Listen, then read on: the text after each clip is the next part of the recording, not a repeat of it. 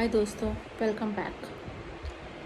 हमारी सोसाइटी में आजकल जो मैरिजेस हो रही हैं उन पे अगर देखा जाए तो पहले के कंपैरिजन में आजकल कम शादियां टिक पा रही हैं। नंबर ऑफ़ डिवोर्सेस बढ़ते जा रहे हैं, ख़ास तौर से अर्बन एरिया में। तो जो इसका मेन रीज़न एक तो ये है कि जो हमारी अर्बन सोसाइटी है उसमें ट्रांजिट पीरियड चल रहा है। जो हमारी पिछली जनरेशन काफ़ी कुछ गांव से बिलोंग करती थी, उनकी पहली जनरेशन गांव से शहर में आ रही है। तो शहरीकरण के प्रोसेस में ये सब जो दिक्कतें होती हैं वो आती हैं।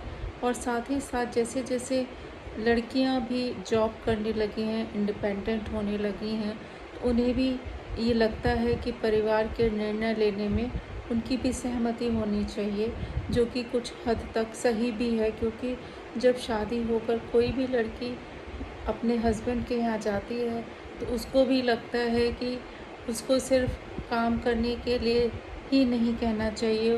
अगर कोई घर में कोई डिसीजन हो रहा है, कोई बात हो रही है, तो उसमें भी उसकी हिस्सेदारी होनी चाहिए। अगर वो घर की जिम्मेदारी ले रही है और वो परिवार का एक हिस्सा है, तो परिवार का कोई निर्णय है तो उसमें उसकी भागीदारी होनी भी ज़रूरी है, क्योंकि वो भी आपके परिवार का अंग है। लेकिन हमारी सोसाइटी में जो बहू होती है उसे जिम्मेदारियां तो दी जाती हैं सिर्फ काम करने की, लेकिन जब कोई निर्णय लेना होता है परिवार का तो उसे जो है ऐसा समझा जाता है कि वो परिवार की नहीं है। बेटियों से उन पूछा जाता है, लेकिन बहुओं से उनकी सहमति नहीं पूछी जाती है। अगर देखा जाए तो जब मैरिज को काफ़ी टाइम हो जाता है, 20-25 साल हो जाते हैं और बड़े लोगों की जिम्मेदारियां और बढ़ जाती हैं, तो उस टाइम आपकी फैमिली में बहू ही है जो उनकी जिम्मेदारियां लेती है। उस टाइम पे फिर उसके अंदर इतनी चीज़ें भर जाती हैं कि उसका मन नहीं करता है कुछ करने के लिए फैमिली के लिए। तो ऐसी स्थिति उत्पन्न हो, इससे बेटर है कि जब वो शादी होके आपके परिवार में आए तो उसे भी परिवार का एक अभिन्न हिस्सा माना जाए और जो निर्णय होते हैं उसमें उसकी भी भागीदारी होनी चाहिए। दूसरा मैं कहना चाहूँगी कि जैसे जैसे लड़कियां इंडिपेंडेंट हो रही हैं, जॉब करने लगी हैं, वो भी आपके परिवार में आपकी वित्त जो स्थिति है उसमें आपको सहयोग कर रही हैं। तो अगर वो घर का भी काम कर रही हैं तो आपकी भी नैतिक ड्यूटी बनती है कि जब वो घर पे हैं तो आप भी उसके काम में हाथ बटाएं, क्योंकि वो भी उतना ही थकती है बाहर काम करके जितने और लोग थकते हैं। लेकिन जो हमारे यहाँ इंडियन सोसाइटी है उसमें ये कहा जाता है कि अगर आप जॉब कर रहे हो तो ठीक है, वो आपकी मर्ज़ी है, लेकिन आपको घर के काम तो करने पड़ेंगे। इवन जब फैमिली वे में जाते हैं और फैमिली बढ़ती है तो उस टाइम पे भी बच्चे की ज़िम्मेदारी मोस्टली माँ की होती है। बाहर बेटे की जो जॉब होती है वो उसमें बिज़ी रहता है, और घर में आके बहुत ही कम लोग हैं जो इस चीज़ को समझते हैं कि वाइफ को सहयोग करना है।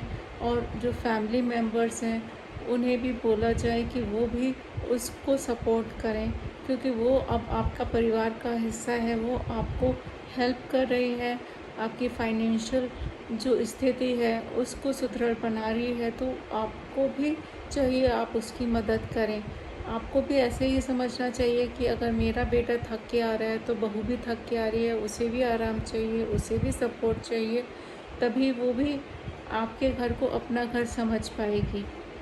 लेकिन अभी भी देखा जाए तो हमारे यहाँ शादियों के बाद लड़कियों को उस तरह से नहीं लिया जाता। उनके ऊपर जॉब, घर की ज़िम्मेदारी, बच्चे की ज़िम्मेदारी, उसको पढ़ाने की ज़िम्मेदारी और भी दूसरे काम उसके ही कंधों पे होते हैं। तो जिसकी वजह से जब अगर लड़कियां इतनी काबिल हो जाती हैं कि वो अपनी खुद से घर को चला सकें, तो वो एक लेवल पे आके कहने लगती हैं कि अब हम इतना नहीं कर सकते, या तो हमें सपोर्ट चाहिए या फिर वो अलग हो जाती हैं।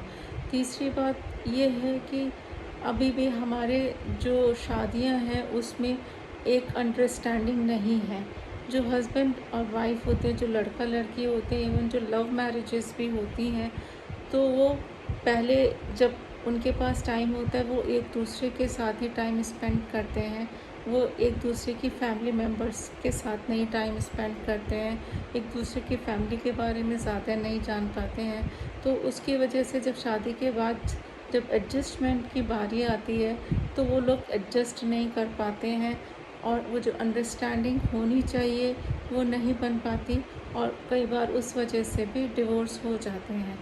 तो अगर देखा जाए तो शादी के बाद दो लोगों की अंडरस्टैंडिंग होने में कम से कम 2-3 साल लग जाते हैं, लेकिन आजकल जब शादियां होती हैं एक तो वैसे ही मैच्योर होते हैं, कम से कम 25-26 साल में आपका माइंडसेट इतना स्ट्रांग हो जाता है कि आप उसको चेंज नहीं कर पाते, और आप कई बार अपने ईगो में उस रिलेशनशिप को ख़त्म कर देते हैं। तो शादी का मतलब सिर्फ अच्छे टाइम में साथ रहना नहीं है, बल्कि सुख दुख में साथ रहना है। और जब शादी हम लोग करते हैं तो कई बार कैलकुलेट करके करते हैं कि अकेला लड़का है, या लड़की वाले ये सोचते हैं बहुत पैसा है, बेटी को कोई दिक्कत नहीं होगी। तो वो सोचना गलत है, क्योंकि पैसा ही सब कुछ नहीं है। कई बार अच्छी फैमिलीज़ में भी पैसा कारण नहीं होता, एक दूसरे के बीच में जो अंडरस्टैंडिंग नहीं होना होता है उसकी वजह से शादियाँ नहीं निभ पाती हैं। तो एक दूसरे को समझें, अच्छे से समझें, एक दूसरे की आदतों को समझना बहुत ज़रूरी है, क्योंकि किसी की भी आदत एकदम से नहीं बदलती है, वो थोड़ा टाइम लेते हैं। तो उसके लिए पेशेंस चाहिए, और उसको आपको रखना पड़ेगा अगर आपको एक अच्छी शादी चाहिए तो, तभी आप निभा पाएंगे। और शादी के बाद फैमिली वे में तभी जाएं जब आपको लगता है कि आप दोनों उस जिम्मेदारी को निभा सकते हैं। और ये एक अंडरस्टैंडिंग पहले से होनी चाहिए कि अगर दोनों वर्किंग कपल है तो उसको कैसे आप उठाएंगे, क्योंकि बच्चा जब होता है उसे माँ और बाप दोनों चाहिए होते हैं, दोनों पेरेंट्स चाहिए होते हैं। वो उस स्थिति में अगर होते हैं कि एक से नहीं बन पा रही है बात, दोनों पेरेंट्स में झगड़े हो रहे हैं, तो वो बच्चे के मेंटल हेल्थ के लिए अच्छा नहीं है। वो कुछ कह तो नहीं पाता छोटे होने के कारण, लेकिन उस टाइम पे उसमें डर बैठ सकता है, बहुत सारी चीज़ें हो सकती हैं उसकी मेंटल हेल्थ के लिए। जब बच्चा इग्नोर होगा तो वो एक कभी भी अच्छा नागरिक या अच्छा एक मेंटल हेल्थ लेके जो बच्चा पैदा होता है वो नहीं हो पाएगा। तो ऐसे जो कुछ निर्णय हैं आपको शादी को लेके या फैमिली वे में जाने के लिए, तो वो काफ़ी सोच समझ कर होना चाहिए। और कम से कम ये मान के चले कि अगर सामने वाला बंदे में अच्छाई है तो कुछ बुराई भी होंगे, क्योंकि कोई भी ना लड़का ना लड़की परफेक्ट नहीं होते, किसी की फैमिली परफेक्ट नहीं होती। हर किसी की लाइफ में सुख और दुख सब आता है, कभी अच्छा होता है कभी बुरा होता है, अप्स एंड डाउन्स आते हैं। तो एक कई बार हम दूसरे इंसान को लगता है कि बस रातों रात वो बदल जाए शादी के बाद, क्योंकि अब एक बंदा दूसरे को डोमिनेट करने की जब कोशिश करने लगता है, आदतें बदलने की कोशिश करने लगता है, तो उस टाइम पे चीज़ें बदल जाती हैं और शादियां ज़्यादा लंबे तक समय तक नहीं चल पाती हैं। तो एक दूसरे को समझने की कोशिश करें, उसे प्यार से समझाने की कोशिश करें। अगर कोई चीज़ गलत लगती है तो उसको बताएं कि इस वजह से ये चीज़ गलत है, ये चीज़ नहीं करो, या बच्चे के ऊपर गलत इम्पैक्ट पड़ेगा, या हेल्थ को लेके अलग आपको इम्पैक्ट पड़ेगा, या रिलेशनशिप को लेके एक इम्पैक्ट पड़ेगा। चीज़ों को डिस्कस करें, उसको लेके बैठें नहीं। जब तक डिस्कस नहीं करेंगे चीज़ें तो एक अंडरस्टैंडिंग होनी मुश्किल होती है। तो चीज़ों को डिस्कस करें, अगर किसी फैमिली मेम्बर को लेके कोई दिक्कत है तो वो भी बताएं, लेकिन लड़ें नहीं, एक दूसरे को डोमिनेट करने की कोशिश नहीं करें। क्योंकि अगर दोनों ही अच्छा जॉब कर रहे हैं, इंडिपेंडेंट हैं, तो डोमिनेट करने के लिए कोई भी आपके एक दूसरे को कोशिश करेंगे तो वो स्प्लिट ही होंगे, डिवोर्स ही होगा। तो एक अंडरस्टैंडिंग बिठाने की कोशिश करिए, उसे तोड़ने की कोशिश मत करिए। मैरिज जो है वो इसलिए बनाई गई है कि जो एक लीगल वे में बच्चे हों, उनको पेरेंट्स मिलें, नहीं तो एक जो इंस्टीट्यूशन है मैरिज का वो ख़त्म हो जाएगा। और यही होता है कि जब अगर इलीगल बच्चे होते हैं, वो उनके ऊपर ध्यान नहीं दिया जाता है, तो एक अच्छी सोसाइटी का जो एक डेवलपमेंट होता है वो कभी नहीं हो पाएगा।